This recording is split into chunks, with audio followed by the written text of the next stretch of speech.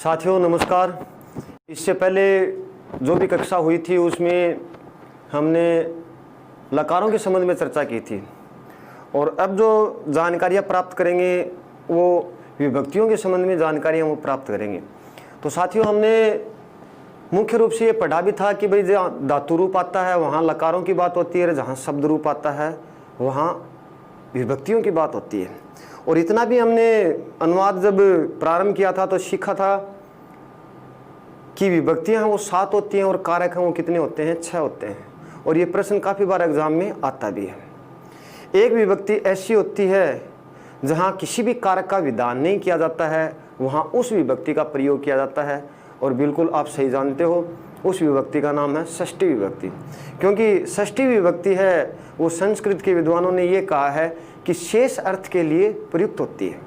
तो आज जैसे अनुवाद को सीखने के लिए मतलब लकारों से संबंधित हमने अनुवाद बना लिए कि भाई क्रिया है उसको तो हम बना सकते हैं, लेकिन क्रिया के अलावा भी तो शब्द आते हैं, कर्ता आता है, कर्म आता है, करण आता है। उसकी पहचान कैसे करें, उसके स्थान पे आने वाले जो संस्कृत के पद हैं या शब्द हैं वो कैसे आएंगे, तो उनकी चर्चा हम कर रहे हैं।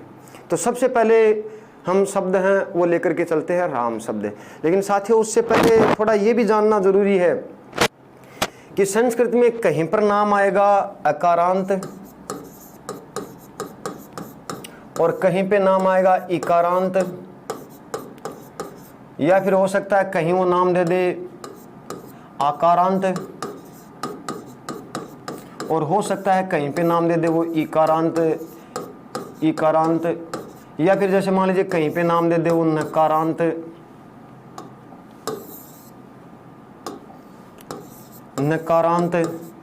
तो इन शब्दों को जानते हैं, इन अर्थों को हम समझते हैं कि भाई ये जो शब्द वो कौन से अर्थ को प्रयुक्त करते हैं और किस आधार पे इनकी पहचान है वो करते हैं। मैंने कई बार कहा आप लोगों को कि किसी भी शब्द को अगर समझना है तो उसके टुकड़े कर लो, उसकी निष्पत्ति को समझ लो। उसके टुकड़े और निष्पत्ति को अगर हम समझ लेते हैं तो हमारे सामने समस्याएं वो बहुत कम हो जाती हैं। अब जैसे ही मान लीजिए हम किसी भी शब्द को अगर विखंडित करते हैं जो ऊपर लिखे हुए हैं उनको, तो इनमें एक शब्द निकलता है अंत में यानी लास्ट में, और वो शब्द है अंत। अब अंत के पहले अगर शब्द देखते हैं तो एक शब्द हमारे सामने आता है कार, और कार का मतलब है विधान या फिर अर्थ के रूप में अगर हम कहें तो कार्य। तो हम कहते हैं कि किसी वस्तु वर्ण इनका कार्य अगर अंत में होता है तो उसको कारांत कहते हैं। अब अगर शब्द लिखा राम, तो इस राम शब्द का विखंडन जैसे ही हमने किया तो रे में आ निकला और मैं में ए निकला, तो लास्ट में जो वर्ण आया है या अंत में जो वर्ण आया वो हमारा ए वर्ण आया है। अब इस शब्द अगर जोड़ देते हैं और अंत अगर जोड़ देते हैं तो हमारा जो शब्द बन जाता है वो अकारांत बन जाता है। तो इस आधार पे हम कह सकते हैं कि जिस वर्ण का या जिस स्वर का या फिर जिस व्यंजन का शब्द के अंत में विधान किया जाता है उसी के आगे हम कार और अंत लगा करके शब्द की पहचान करते हैं, जिससे नाम हो अकारांत, आकारांत, इकारांत, उकारांत, या फिर कोई रिकारांत भी है या फिर कोई नकारांत है। इस तरीके से वो नाम बन जाते हैं। तो ये तो एक नॉर्मली जानकारी हुई, या फिर हम ये कहें कि एक बेसिक नॉलेज है वो हमने प्राप्त किया। उसके बाद की स्थिति देखनी है कि जैसे कई बार क्या होता है कि ये स्वरों से अंत अर्थ को देते हैं, कई बार व्यंजनों से भी अंत अर्थ को देते हैं। और व्यंजनों से जब देते हैं तो हम जानते हैं कि जैसे हमारे सामने राजन शब्द आ गया, राजन, और राजन शब्द है उसका न है वो हलंत है, मतलब न है वो आप कह सकते हो स्वर रहित है। तो इस स्थिति में इस शब्द का अगर विन्यास किया जाए तो रे में आ निकलता है, जय में ए निकलता है, जय में ए निकलता है, और फिर उसके बाद में न है वो अपने आप में हलंत है। अब दोस्तों इस शब्द को विखंडित रूप में अगर देखा जाए तो अंतिम ध्वनि वो न आती है, और इस न के आगे जैसे न आती है, इस न के आगे जैसे हम कार को अगर जोड़ते हैं तो हमारी स्थिति क्या हो जाती है, नकारांत हो जाती है। तो यानी कहने का मतलब कि न अंत में होगा तो नकारांत होगा, री अंत में हो जाएगा तो रिकारांत हो जाएगा। अब आपसे जैसे प्रश्न ये उठा लिया जाए कि भाई पितृ शब्द आ गया, तो पितृ शब्द आ गया तो आप आराम से बता सकते हो कि जैसे इसका वर्ण विन्यास किया, अंतिम वर्ण जो तय के रूप में हमारे सामने आया है, तो उस तय में ऋषि वाली री भी आई है, री आई है तो लास्ट में कार्य है वो किसका हो गया, री का हो गया। री का कार्य होने के कारण उसका नाम रिकारांत है। तो ये बिल्कुल क्लियर हो जाना चाहिए कि अकारांत क्या है, इकारांत क्या है, उकारांत क्या है। जो होते हैं वो पुल्लिंग में आते हैं, कुछ वो स्त्रीलिंग में आते हैं, कुछ शब्द वो नपुंसकलिंग में आते हैं। बाकी तो हम नियम इनके पढ़ेंगे, लेकिन मौखिक रूप से अगर हम जाने तो ये जानना है कि जो सजीव और निर्जीव का निर्धारण रखता है, या फिर जिसमें सजीव और निर्जीव का निर्धारण अगर किया जाता है और स्त्री जाति का होता है वो तो स्त्रीलिंग में चला जाता है, पुरुष जाति का होता है वो पुल्लिंग में चला जाता है, और जो मान लीजिए जिसमें चेतना नहीं होती है उस स्थिति में, यानी निर्जीव जो होता है उस स्थिति में, उस शब्द को हम नपुंसकलिंग में दे देते हैं। कुछ शब्द ऐसे जरूर हैं कि जैसे मान लीजिए निर्जीव होकर के भी पुल्लिंग में आते हैं, जैसे विद्यालय का नाम आता है, पर्वत का नाम आता है, तो उनकी बात तो देखो अलग है, वो तो नियमों के द्वारा हमें समझने पड़ेंगे। तो अब हम बात करते हैं कि भाई ये विभक्तियां हैं उनका विधान कहाँ किया जाएगा। वैसे तो गहराई की जो बात है वो कारक प्रकरण में आएगी, क्योंकि कारक प्रकरण है 1-2 क्लासों के बाद में है वो स्टार्ट हो जाएगा। लेकिन उससे पहले जैसे मान लीजिए हम विभक्तियों का विधान करें या शब्दों को कैसे याद करें, एग्जाम में जैसे एक प्रश्न नॉर्मली ये भी कर लेता है कि किस विभक्ति के किस वचन का कौन सा शब्द है। तो यानी कहने का तात्पर्य है कि विभक्ति से संबंधित प्रश्न है वो प्रश्न भी कर लेता है, और वो प्रश्न इजी होते हैं, जो आम व्यक्ति है वो करके आ जाता है। और उसके लिए हमें रटने वाली जो विधा है उसको काम में नहीं लेना है, क्योंकि दिमाग में कौन कोई फंडा कौन कोई ट्रिक्स वगैरह है वो बिठानी है। तो हम सबसे पहले बात कर रहे हैं विभक्ति की। तो विभक्ति का जहाँ भी विधान किया जाता है वहाँ आप ये कहोगे कि संस्कृत का शब्द आता है। वैसे विभक्तियाँ होती हैं वो हिंदी में कारक चिन्ह के रूप में प्रयुक्त होती हैं, लेकिन संस्कृत में जो विभक्तियाँ होती हैं तो वो शब्दों के साथ जुड़ करके अनेक पदों का निर्माण करती हैं।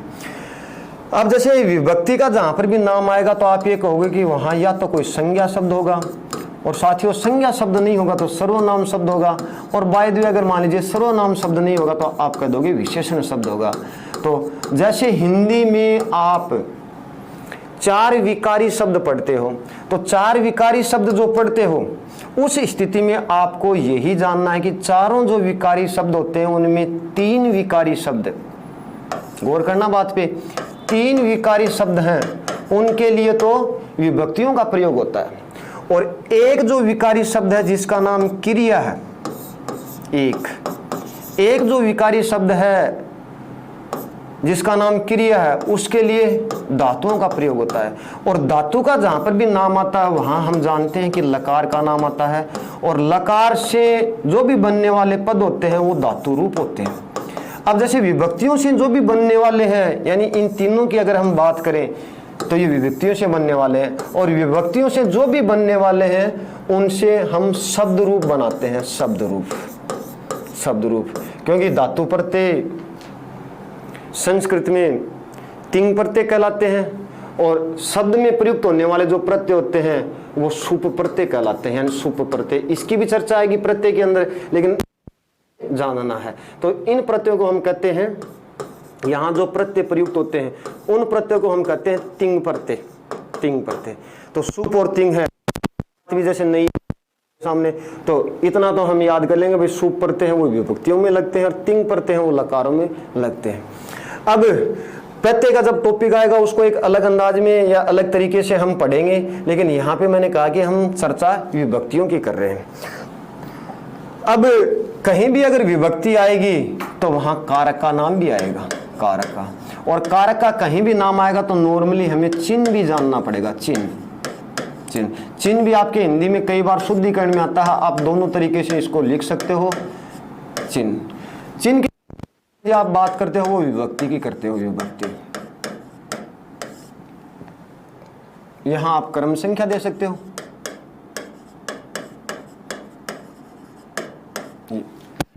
अब जैसे सबसे पहले अगर मान लीजिए क्रम की बात करते तो पहले नंबर पे हमारे सामने जब पढ़ते हैं तब कारक है। वैसे ही अष्टाध्यायी में कारकों का क्रम अलग प्रकार से दिया गया है, वो तो चर्चा होगी जैसे ही आप कारकों के बारे में जान जाओगे, कारक प्रकरण के बारे में जान जाओगे, या फिर जैसे मान लीजिए शब्द शुद्धि या वाक्य शुद्धि के बारे में जान जाओगे, तब आपके सामने रखा जाएगा कि अगर पूछा जाए कि अष्टाध्यायी के अनुसार पहला कारक कौन सा है, तब हम जानेंगे।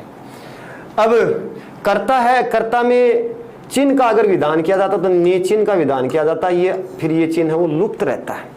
तो इसलिए आपने देखा होगा कई व्याकरण पढ़ते हैं तो उस व्याकरण में जीरो भी लगा, स्थिति में हम कह सकते हैं कि लुप्त भी रहता है। शायद ये हो सकता है कि आधे लोग वो पहली बार इस बात को समझ रहे हैं। विभक्ति जो आती है वो इसमें प्रथमा विभक्ति आती है, प्रथमा। और ध्यान रहे, विभक्ति शब्द का कहीं भी अगर प्रयोग किया जाता है और उसमें प्रथमा, द्वितीय, तृतीय, चतुर्थी ऐसे शब्द अगर बनते हैं तो उसमें आ वाले जितने भी शब्द बनेंगे वो स्त्रीलिंग के शब्द होंगे, टा प्रत्यय का प्रयोग किया जाएगा। दूसरे जो कारक की अगर बात करते हैं तो दूसरा कारक हमारे सामने आता है कर्म कारक। और कर्म में चिन्ह अगर देखते हैं तो हमारा जो चिन्ह आता है वो को आता है, को नहीं आता तो ये लुप्त भी रहता है। तो साथियों, इससे पहले जब हमने एक दो वाक्य बनाए थे उस वाक्य में मैंने कहा कि दो ही कारक ऐसे होते हैं जिनके चिन्ह लुप्त अवस्था में होते हैं, बाकी कारकों के चिन्ह हैं वो हमें वाक्य में मिल जाते हैं। तो इसलिए ये भी हमें जानना कि अगर कर्ता जहां पे मिल गया और फिर उसके बाद में किसी शब्द के साथ चिन्ह अगर नहीं मिल रहा तो वो हो गया लुप्त है। कैसे? जैसे किसी ने कह दिया कि राम ने खाना और खाया। अब राम ने खाना खाया तो उस स्थिति में राम के साथ में तो चिन्ह हो गया, यानी यहाँ तो कारक हमारा कर्ता हो गया, लेकिन यहाँ साहब चिन्ह नहीं है, अब कर्ता मिल गया और चिन्ह नहीं है तो कर्ता तो हमने छांट ही लिया। अब ये जो बचा हुआ वो हमारे सामने कर्म हो गया और ये है वो हमारे सामने क्रिया हो गई। और इस स्थिति में कह सकते हैं कि यहाँ तो हमारे सामने धातु रूप आएगा और बाकी कोई भी कारक अगर आता है तो हमारे सामने यहाँ कौन सा रूप आ जाता है? शब्द रूप आ जाता है। यानी यहाँ धातु रूप का प्रयोग तो यहाँ कौन से रूप का प्रयोग? शब्द रूप का। अब जब रूप की बात आ गई तो एक बात और बताता हूँ कि रूप में ऊ की मात्रा बड़ी आती है। अगर मान लीजिए रूप शब्द हम ऐसा लिख देते हैं तो ये गलत हो जाता है, क्योंकि जब इसमें बिंदी लग जाती है तो ये बड़ा हो जाता है, मतलब दीर्घ स्वर हो जाता है। और अगर मान लीजिए इसको ऐसा इस अंदाज में लिख दिया जाता है तो ये रूप छोटा हो जाता है। तो ये भी हमें जानना।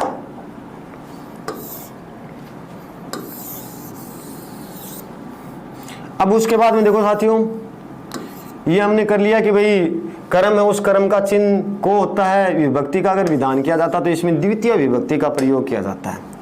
कौन सी विभक्ति? द्वितीय विभक्ति। उसके बाद में जैसे तीसरा जो कारक आता है उस कारक का नाम हम लेते हैं कर्ण। कर्ण जो है उसका चिन्ह हमें ने जानना है, ने नहीं तो से जानना है, से नहीं तो द्वारा जानना है, द्वारा। लेकिन एक बात का विशेष ध्यान रहे, ने चिन्ह वो हिंदी तक ही सीमित है, संस्कृत में ने चिन्ह का प्रयोग नहीं होगा। संस्कृत में अगर जाओगे तो आप से द्वारा को भी ले सकते हो, के द्वारा को भी ले सकते हो, यानी आप के द्वारा का प्रयोग भी कर सकते हो और के बाद में आप रे द्वारा का भी प्रयोग कर सकते हो, मतलब अर्थ द्वारा ही आएगा। जैसे तुम्हारे द्वारा, जैसे आपके द्वारा, या फिर से तो हम कहते हैं कि वह कलम से लिखता है। तो आपको याद रखना कि के और रे अगर आएगा तो द्वारा साथ में आएगा, से अगर आएगा तो कोमा लग करके हमने जो द्वारा लिखा है इसका मतलब यही है कि द्वारा अर्थ मिलेगा। और यहाँ विभक्ति का अगर विधान किया जाएगा तो कौन सी विभक्ति होगी? तृतीय विभक्ति होगी। उसके बाद में जैसे मान लीजिए हमने कहा कि भाई चौथा कारक है, तो चौथे कारक की जैसे बात करते हैं तो हमारे सामने आता है कारक संप्रदान। संप्रदान जो कारक होता है वो अर्थ क्या देता है कि जहां समानता के साथ में कोई वस्तु अगर प्रदान की जाती है और उसको अगर वापस नहीं लिया जाता है तो उस स्थिति में कारक वो संप्रदान होता है। अब वापस कैसे नहीं लिया जाता है कि जैसे किसी व्यक्ति ने कह दिया कि वह याचक को वस्त्र देता है। अब याचक को वस्त्र देता है यानी मांगने वाले को वस्त्र देता है तो वो वस्त्र वापस नहीं लेता है। लेकिन किसी ने कह दिया कि वह धोबी को कपड़ा देता है तो धोबी को कपड़ा अगर देता है तो वो वापस लेता है, और वापस लेता तो उस स्थिति में हम संप्रदान कारक नहीं कर सकते। उसके बाद में जैसे मान लीजिए इसके चिन्ह की अगर बात करें तो हमारे सामने चिन्ह आता है या तो के लिए नहीं होगा तो रे लिए होगा, रे लिए, और रे लिए नहीं होगा तो ने लिए होगा, ने लिए, अपने लिए, उसके लिए, तुम्हारे लिए। और या फिर एक जो चिन्ह आता है वो चिन्ह को आता है, को। और अक्सर होता कि ज्यादातर जो हमारे वाक्य आते हैं वो को से संबंधित आते हैं, क्योंकि देना अर्थ मैंने बताया था कि जहां देना अर्थ होगा वहां संप्रदान होगा, और कैसे होगा वो कारक प्रकरण में आएगा। विभक्ति जो आती है वो यहाँ पे चतुर्थी विभक्ति आती है, चतुर्थी। बात करें जैसे विभक्ति, तो पंचमी विभक्ति में कारक जो आएगा वो हमारा अपादान आएगा, अपादान। और साथियों आप जानते हो कि अपादान का जो चिन्ह होता है उस चिन्ह को हम कहते हैं से। और से है वो कौन सा अर्थ देगा, अलग अर्थ देगा। हो सकता है आपने पढ़ा होगा पृथक, हो सकता है आपने पढ़ा होगा दूर, या फिर ऐसा नहीं होगा तो ने अलग अर्थ आएगा, ने अलग, अपने से अलग,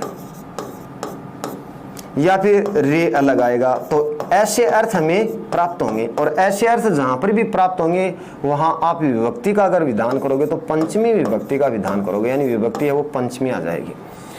उसके बाद में अगर कारक आता है तो हमारे सामने 6 नंबर पे कारक है वो संबंध आता है, संबंध, संबंध। और ध्यान रहे कि संबंध को कारक नहीं माना जाता, केवल संबंध बतलाया जाता है, इसलिए नाम विद्वानों ने संबंध निकाल दिया। संबंध का जो भी चिन्ह आता है वो का के की आता है, का के की।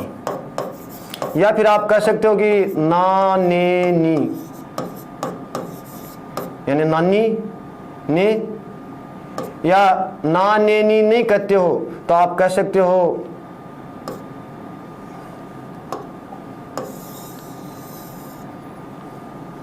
हमने यहां पे लिखा ना, ने और नी।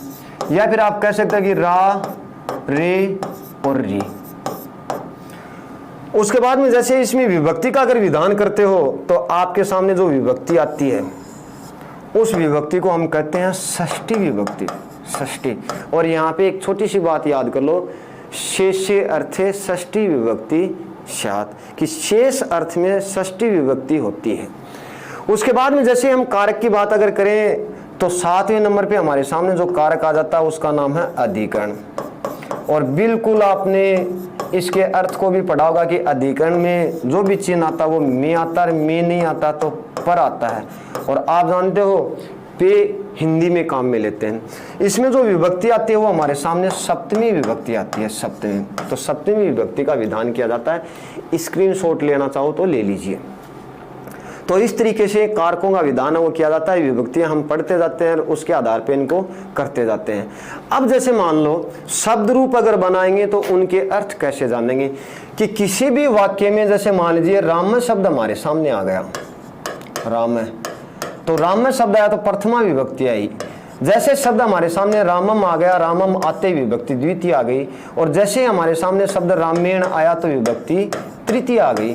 और जैसे ही हमारे सामने रामाय शब्द आया तो विभक्ति चतुर्थी आ गई। और जैसे हमारे सामने रामात शब्द आया, रामात, तो विभक्ति पंचमी आ गई। और जैसे ही हमारे सामने रामस्य शब्द आया, रामस्य, तो विभक्ति हमारे सामने षष्ठी आ गई। और जैसे ही हमारे सामने रामे शब्द आया, रामे, तो विभक्ति सप्तमी आ गई। एक बार ऐसे ही देखना, याद नहीं करना, याद बाद में करेंगे, बाद में करवाऊंगा।